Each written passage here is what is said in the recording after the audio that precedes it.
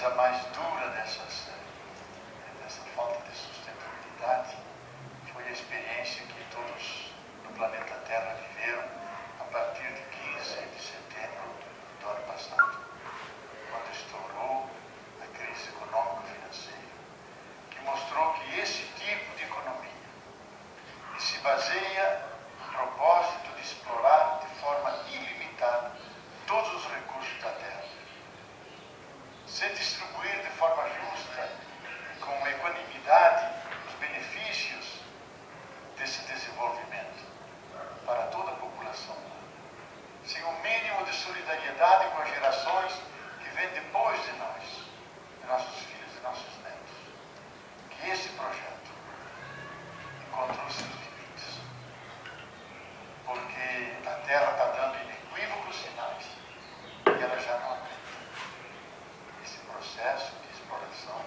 de estar em cima dela, e não ao pé dela, como quem é parte desse imenso processo, de quem é filho e filha da Terra, eu diria mais, de quem, meditando o processo da evolução, se sente como a própria Terra, o ser humano como a própria Terra, que no processo avançado de complexidade começou a sentir, começou a pensar, começou a amar, começou a cuidar. E esse momento é a emergência do ser humano no processo da evolução. Por isso que o homem vem de hoje, terra fértil. Na compreensão judaico-cristã, Adão vem de Adamá. Adamá em hebraico é a terra cultivável, a terra boa. E Adão é o filho e a filha dessa terra boa. Então nós somos terra. Nós esquecemos nossas origens telúricas e hoje nós temos que resgatá-las. Agora, o pior da crise não foi a econômico-financeira de 15 de setembro. É aquilo que ocorreu uma semana depois, 23 de setembro de 2008, quando aqueles vários organismos mundiais que acompanham o processo de resgate, de reposição dos recursos, que analisam a capacidade vital da Terra, se deram conta que nós consumimos 30% a mais daquilo que a Terra pode repor e regenerar. Isto é, hoje por hoje, nós consumimos um planeta inteiro e mais 30% de um planeta que nós não temos. Isso foi chamado até em inglês The Earth Overshoot Day, o dia da ultrapassagem da Terra. Porque se mostrou que a Terra não é mais sustentável. Começou o tempo e a consciência do mundo finito. Que o mundo não é infinito.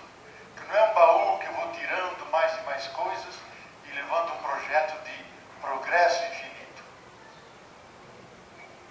Essa compreensão é ilusória. A Terra é um planeta pequeno, já velho, com recursos escassos, muitos deles não renováveis, superpovoado, que chegou hoje ao seu limite. Nós da Casa da Terra, ela começou em 1992 e vamos até 2000. Sempre dizíamos, e o professor Maurício recordou, importa tratar a comunidade de vida, isto é, todos os sistemas ecológicos, com amor, com compreensão, com compaixão. E não ultrapassar aquele ponto, aquele limite, que uma vez transposto, não há mais retorno. Pois foi o que no dia 2 de fevereiro de 2007, essa data tem que ser guardada, quando aqueles 2.500 cientistas que acompanhavam os climas da Terra se reuniram em Paris e disseram: nós ultrapassamos o limite, que não devíamos ultrapassar. A roda do aquecimento está girando e não há mais como parar. A Terra mudou. Ela vai ficar entre 1 a 6 graus Celsius.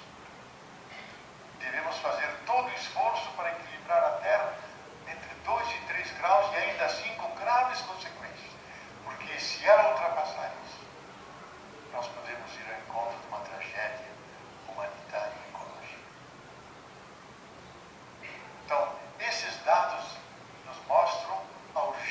da sustentabilidade. Isto é, aquelas operações, aquelas iniciativas que permitem que a vida se sustente nesse planeta, que as nossas instituições continuem servindo ao interesse comum da humanidade e que não entre em colapso. Algo que suporta, que sustenta esse processo. Nós não garantimos mais a viabilidade e a reprodução desse processo.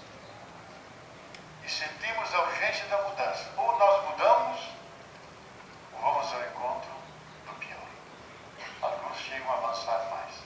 Dizem, nós mudamos, nós vamos conhecer, no final do século, o destino já percorrido pelos dinossauros. Porque vocês sabem que depois de 130 milhões de anos sobre o planeta, por causa de um meteoro que caiu na América Central, em Yucatán, meteoro imenso de mais de 10 quilômetros, criou um caos ecológico no planeta, com gases venenosos, com perturbações dos climas, que eles numa geração morreram, desapareceram definitivamente. Então nós não queremos ter esse destino, porque a crise atual generalizada tem a marca digital do ser humano. Ela é antropogênica, isto é, uma parte é produzida pela fisiologia da Terra, mas em 90% de certeza é produzida pela irresponsabilidade dos seres humanos, que maltrataram a Terra, exploraram até o último limite da Terra. Não se sentiram filhos e filhas da Terra, muito menos Terra. E aqui nós temos que resgatar o legado que os astronautas nos transmitiram. Porque eles, lá das naves espaciais, olhando para a Terra, diziam: daqui de cima não há diferença Terra e humanidade. É um todo, único, complexo. A Terra viva. E os seres humanos parte dessa vida. E a Terra. Então nós devemos incorporar essa visão, a nossa profunda unidade com o planeta, e que o planeta Terra e nós temos o único e mesmo destino, que poderá ser um destino bem-aventurado, poderá ser um destino trágico. Daí que se coloca sempre de novo o problema da sustentabilidade. A grande questão não é garantir um desenvolvimento sustentável, isso é muito pouco. Nós necessitamos um planeta sustentável. Significa um planeta que mantenha a sua rigor, a sua vitalidade, que ele se reproduza, nos dê todos os elementos para que nós vivamos com fertilidade, sol, ar, florestas, frutos, animais, tudo isso que a Terra produz, produzia nós também. Que ela consiga se auto-reproduzir. E por isso viver. Com o aquecimento global, a Terra entrou num processo de febre. Processo doentio. Ela está perdendo o seu equilíbrio. Ela vai encontrar o equilíbrio, mas esse equilíbrio poderá custar a vida de milhares e milhares de espécies vivas e poderá diminuir significativamente a população humana. A sustentabilidade do planeta, sustentabilidade de nossas sociedades, isto é, com os recursos desse ecossistema aqui ao redor de Belo Horizonte.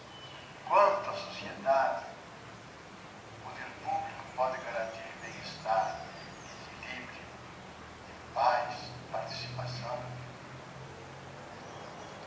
Em que medida poderá diminuir aquela pobreza habilitante e oferecer uma cultura de integração em que o ser humano se sente parte parcial desse mundo? Então a sociedade tem que ser sustentável a partir dos recursos que ela dispõe, quanto de bem viver, qualidade de vida ela pode oferecer a seus membros. A sustentabilidade da nossa política, em que medida ela se destina à busca comum do bem comum, não à articulação daqueles corruptos que substituem o bem comum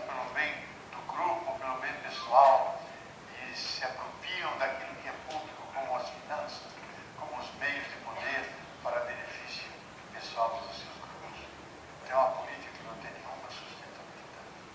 A política que tem sustentabilidade é aquela que dialoga permanentemente com a sociedade, que se deixa controlar pela sociedade, que se rege por princípios éticos de transparência, de sentido do bem comum, de democracia aberta, participativa e representativa. E, finalmente, chegar à sustentabilidade de cada pessoa. Hoje, 2/3 da humanidade não tem vida sustentável. Dito em palavras simples, não consegue pagar suas contas no final do mês. Nem de aluguel, nem de água, nem de transporte e nem de comida. Então há um manto de sofrimento. Há uma paixão na humanidade que tem mais estações do que aquela do Filho do Homem quando passou entre nós. Ninguém escuta o grito da terra crucificada, da humanidade habilitada por estratégias de superexploração. Os 20% mais ricos da humanidade consomem 82% de toda a riqueza da terra, natural e produzida pelo trabalho humano. E os 20% mais pobres têm que se contentar com 1,6% de toda essa riqueza. Então são relações de suma injustiça que nós não podemos aceitar. Nem podemos nos encher de iracúndia sacral, protestar contra um mundo assim, que nega sustentabilidade às pessoas. Elas não conseguem reproduzir a sua vida, são condenadas a morrer antes do tempo. Só com o fato do aquecimento global, que já tem 2 anos, há um grande fórum mundial chamado Fórum Humanitário Mundial, que se preocupa